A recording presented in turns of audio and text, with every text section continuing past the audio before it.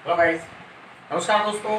मैं हूं नंदकिशोर वैष्णव और आप देख रहे हैं SBN e learning online classes में आपका हार्दिक स्वागत अभिनंदन है और डायरेक्टेड बाय मनोज पाराशर। आज अपन देख रहे थे, जो कल देख रहे थे अपन वो देख रहे थे कि ठोस पदार्थ युक्त द्रव विलयन, ये टॉपिक आज देखेंगे। इससे पहले हमने देखा था द्रव विलयन, देखा था द्रव विलयन में देखा था अपन ने कि ऐसा विलयन जिसमें वाष्पशील विलय युक्त अगर कोई विलयन है उसको अपन कहते हैं द्रव विलयन।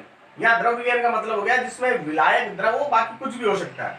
तो अपन उसी विलयन की बात करते हैं कि ठोस पदार्थ यदि हो किसी विलायक में, अर्थात द्रव विलयन कौन हो गया? द्रव विलयन कौन हो गया? जिसमें विलय विलय कैसा हो?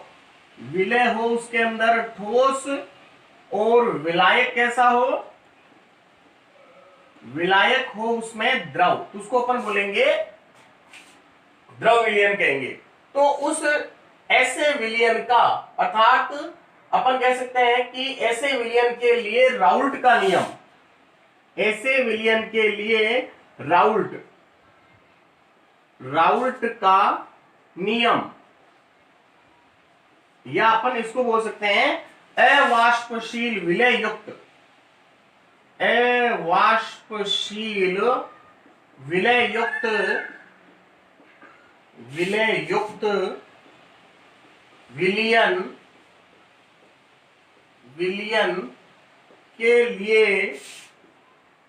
के लिए राउल्ट का नियम,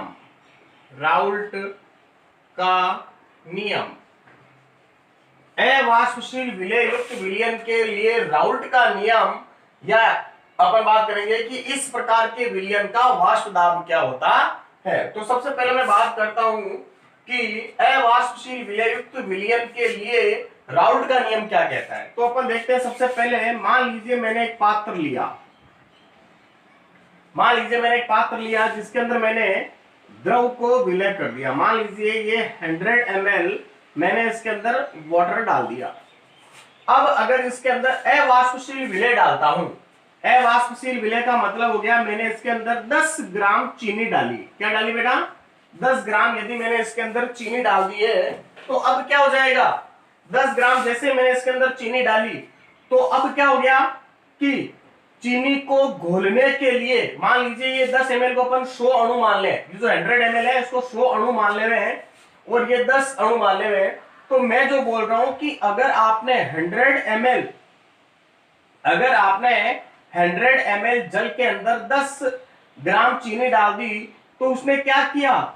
100 अणु जो थे उनमें से 10 अणु जो चीनी के थे उसको घोलने में लग गए। कहने का मतलब यह है कि 10 अणु चीनी को घोलने के लिए 10 अणु जल के हमारे काम में आ गए। तो शेष अणु कितने बच गए? 90। या आगे मैंने उस दिन भी आपको ये बात बताई थी। अब अगर मैं बात करूं उससे पहले वाली द्रव विलयन की, अगर द्रव घुला हुआ उसके अंदर जैसे H2O हो 100 ml, उस दिन मैंने बताया था आपको, और अगर इसके अंदर आपने एथिल एल्कोहल डाला और अगर मान लीजिए वो 10 ml हो, तो ऐसी स्थिति में क्या हो जाएगा? 10 अणु तो हो गए जल के आपके, और 100 अणु हो गए जल के, 10 अणु हो गए एथिल एल्कोहल के, तो इसके टोटल अणु कितने हो गए? 110।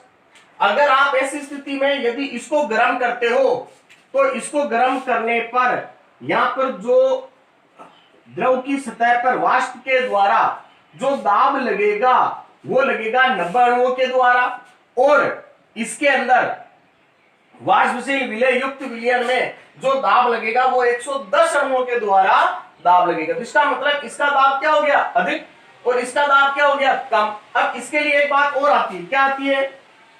आपने सेम पात्र लिया, इसके अंदर आपने 100 ml जल डाल दिया। अब आप क्या करेंगे? इसमें कोई चीनी नहीं डालेंगे। इसके अंदर आपने अवाष्पशील विलय डाला है, इसके अंदर कोई अवाष्पशील विलय नहीं डाला है। तो ये क्या है? अभी 100% विलायक है ये, और ये क्या है? विलयन। तो अगर मैं आपसे बात करूं ये चीनी युक्त विलयन है, तो यहां पर जो वाष्प दाब लग रहा है, वाष्प दाब जो लग रहा है वो 90 अणुओं के द्वारा लग रहा है, जबकि यहाँ पर तो 100 अणु है, कोई नहीं डाला तो बोलने के लिए कुछ लगेगा ही नहीं। तो यहाँ पर जो वाष्प दाब लग रहा है वो कितने अणुओं के द्वारा लग रहा है? वाष्प दाब लग रहा है यहाँ पर 100 अणुओं के द्वारा, जबकि यहाँ पर विलयन में 90 और विलायक में 100। तो यहां से एक बात निकलती है कि अवाष्पशील विलय युक्त विलयन का वाष्प दाब शुद्ध विलायक की तुलना में कम होता है। वापस सुनिए मेरी बात कि अवाष्पशील विलय युक्त विलयन का वाष्प दाब शुद्ध विलायक के वाष्प दाब की तुलना में कम होता है। इसे वाष्प दाब में अवनमन कहते हैं, कमी होना। अवनमन का मतलब कमी होना, इसे कहते हैं वाष्प दाब में अवनमन। कोई प्रॉब्लम नहीं। अब वाष्पशील अगर हो तो वाष्प दाब बढ़ जाएगा, वो उन्नयन कहलाएगा, उसकी आवश्यकता नहीं, हमें अवनमन तक का काम करना है। अब अपन क्या कर रहे हैं, हमारा जो टॉपिक है ये मैंने आपको थोड़ा डिफरेंस बताया तीनों में क्या क्या होता है। इसका कम हो जाएगा, इसका वाष्पशील युक्त है तो बढ़ जाएगा, और अगर ये कुछ नहीं है तो केवल विलायक के अणुओं के द्वारा ही वाष्प दाब लगेगा। अब चलो यहां तक का बात आगे, हमारी बात क्लियर। अब मैं कहता हूं कि राउल्ट का नियम अवाष्पशील विलय युक्त विलयन के लिए किस तरीके से काम करता है, तो मैं उसके बारे में अगर आपको थोड़ी सी बात करूं तो मैं एक मिनट इनको मिटा देता हूं, सभी को, इसको भी और इसको भी। हमारे लिए जो काम की चीज है वो केवल ये एक चीज है, इसके द्वारा अपन बात करते हैं। तो इसमें क्या हो जाएगा, देखिए कि इसके लिए राउल्ट का नियम किसके लिए लगेगा, आपने इसके अंदर चीनी डाली है, वो तो क्या है, अवाष्पशील है, तो क्या उसके द्वारा वाष्प दाब लगेगा क्या?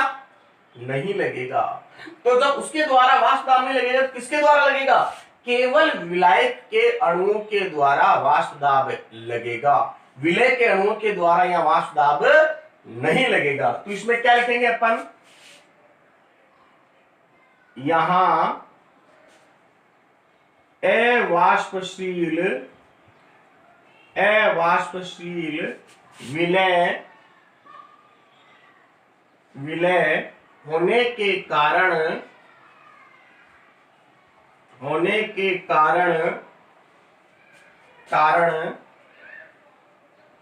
वाष्प दाब केवल विलायक के अणुओं द्वारा ही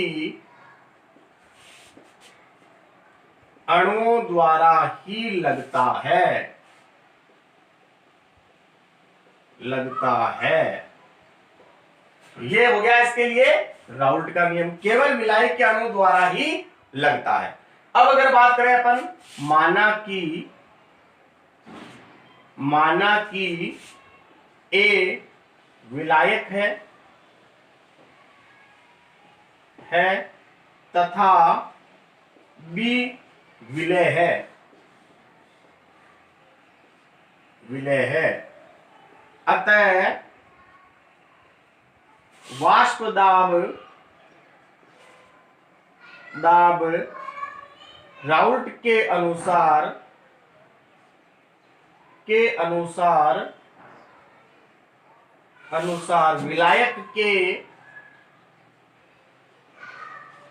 विलायक के अणुओं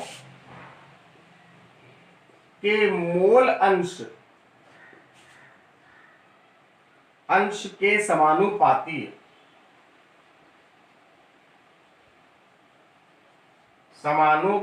होगा।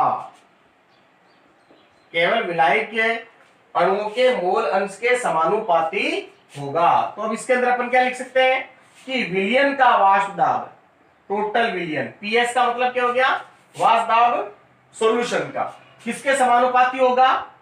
समानुपाती केवल पीए के समानुपाती, सॉरी गलती के समान, मोल अंश के, विलायक के मोल अंश के समानुपाती होगा। अगर मैं समानुपाती के चिन्ह को हटाऊं तो पीएस बराबर पी नॉट ए एक्स ए।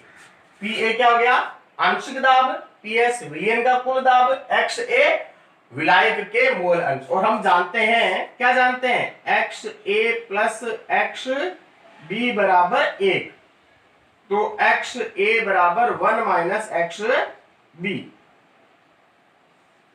तो यदि मैं इसका मान रखूं यहां पर, तो पी एस बराबर 1 minus sorry P naught A 1 minus X B. आगे यहां तो कोई दिक्कत नहीं है। अब अगर मैं आपसे बात करूं कि इसको ऊपर मल्टीप्लाई करते हैं,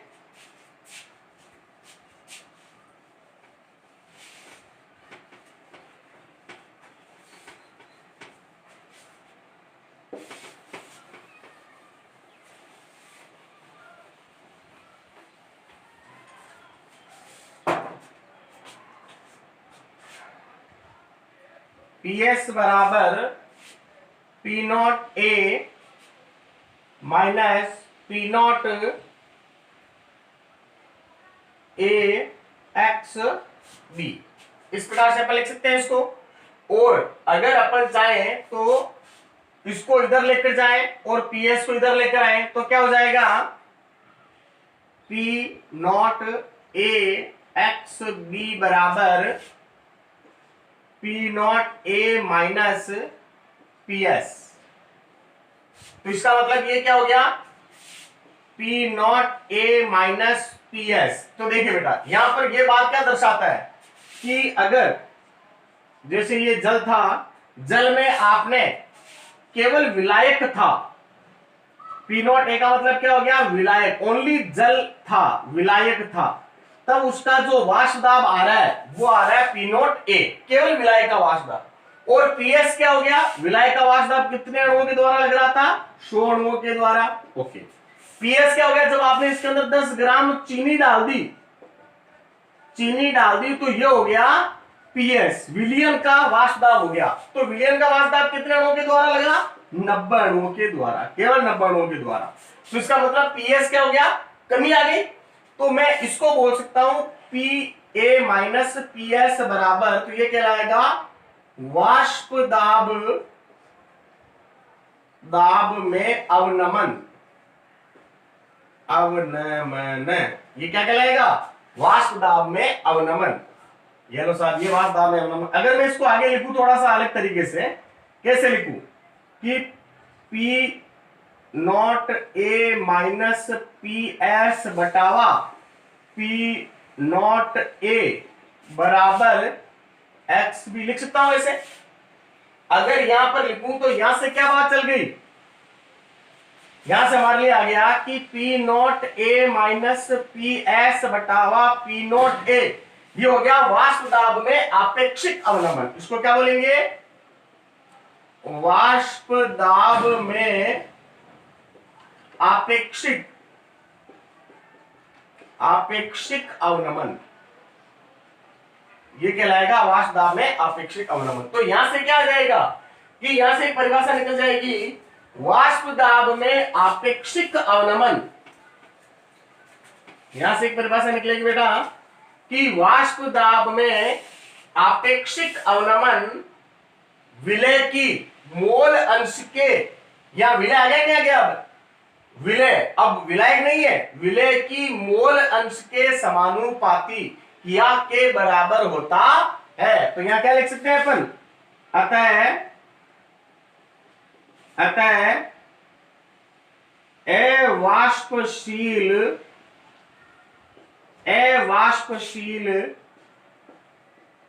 विलयन के वाष्प दाब में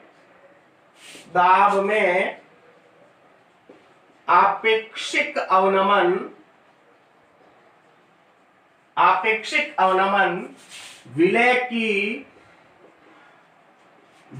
के मोल अंश के समानुपाती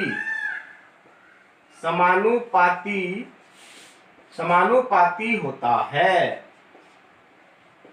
विलय के मोल अंश के समानुपाती होता है। कोई प्रॉब्लम, ओके बेटा। अब अगर अपन बात करें कि एक्स ए को मैं कैसे लिख सकता हूं, सॉरी एक्स बी को, मोल अंश आ गया तो ऊपर क्या लिखेंगे अपन, एन ए, अर्थात विलय के, सॉरी गलती के लिए क्षमा, एन बी, विलय के मोल बटावा n A plus n B, विलायक के मोल प्लस विलय के मोल, दोनों से मिलकर के बना विलयन। तो अब क्या हो जाएगा यहां से, यदि मान लीजिए एक्स, सॉरी एन बी, यहां से एन बी का मान, जो एन बी है विलय के मोल है, यदि वो बहुत बहुत छोटे हैं एन ए से, तो मैं एन बी को लगभग 1 मान सकता हूं, या लगभग अपन कह सकते हैं कि नगण्य मान लीजिए, नगण्य। तो यहां क्या हो जाएगा, एक्स बी बराबर एन बी बटावा एन ए, मैं इसकी जगह ऐसे भी लिख सकता हूं, P not S minus P naught A बराबर एन बी बटावा एन ए। तो एन बी क्या है यहां पर, विलय के मोल, तो विलय के मोल को अपन कैसे लिखते हैं, एन बी बराबर होता है डब्ल्यू बी बटावा एम बी, अर्थात विलय की ग्रामों में मात्रा बटावा विलय का मोलर द्रव्यमान, और एन ए क्या हो जाएगा, विलायक की ग्रामों में मात्रा बटावा विलायक का मोलर द्रव्यमान। तो मैं इसको ऐसे तीनों को ऐसे लिख सकता हूं, P naught A minus P S बराबर पी नॉट ए बराबर डब्ल्यू बी बटावा एम बी और W A into M A. तो इस प्रकार से अपन क्या कर सकते हैं कि इनके मोलर द्रव्यमान और दी गई मात्राओं में एक संबंध स्थापित हो सकता है। अगर आपको वाष्प दाब में अवनमन दे रखा है तो अपन आसानी से, अवनमन देने पर अपन आसानी से मोल अंश के द्वारा अपन विलायक के मोलर द्रव्यमान ज्ञात कर सकते हैं, और विलय के मोलर द्रव्यमान भी अपन ज्ञात कर सकते हैं इस सूत्र के द्वारा। तो ये हो गया हमारा ठोस पदार्थ युक्त द्रव विलयन, या इनका वाष्प दाब किस प्रकार से होगा और इनका वाष्प दाब में आपेक्षिक अवनमन क्या होता है, वो अपन ने बात कर ली। अब अपन देखते हैं इसके बाद में नेक्स्ट, और बेटा इसके साथ हमारा हो जाता है ये ठोस पदार्थ युक्त विलयन व विलयन का वाष्प दाब। तो अगर अपन बात करें यहाँ से, तो होता है वाष्पशील विलयन के वाष्प दाब में आपेक्षिक अवनमन विलय के मोल अंश के समानुपाती होता है।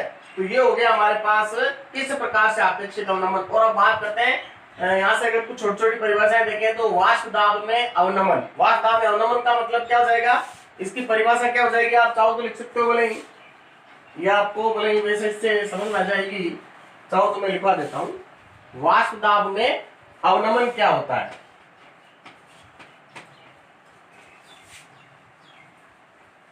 वाष्प दाब में जो अवनमन है वो होता है हमारा विलयन का, वाष्प दाब में अवनमन, वाष्प दाब में अवनमन,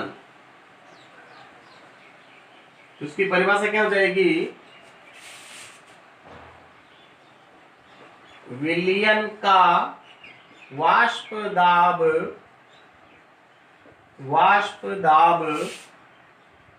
शुद्ध विलायक के वाष्प दाब से कम प्राप्त होता है,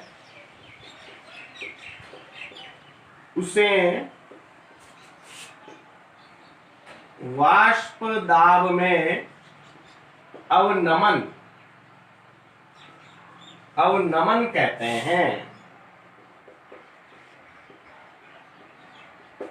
और यदि वाष्प दाब में अवनमन उसके शुद्ध विलायक के वाष्प दाब के सापेक्ष प्राप्त होता है, उसे बोलेंगे अपन आपेक्षिक अवनमन। इसकी आवश्यकता नहीं है, भले वाष्प दाब में अवनमन क्या हो जाएगा, P naught A minus P S. तो यहां पर क्या कहलाएगा, पी नॉट ए शुद्ध विलायक, शुद्ध विलायक का वाष्प दाब, और PS हो जाएगा विलयन, या अपन इसको ऐसे भी लिख सकते हैं अवाष्पशील विलय युक्त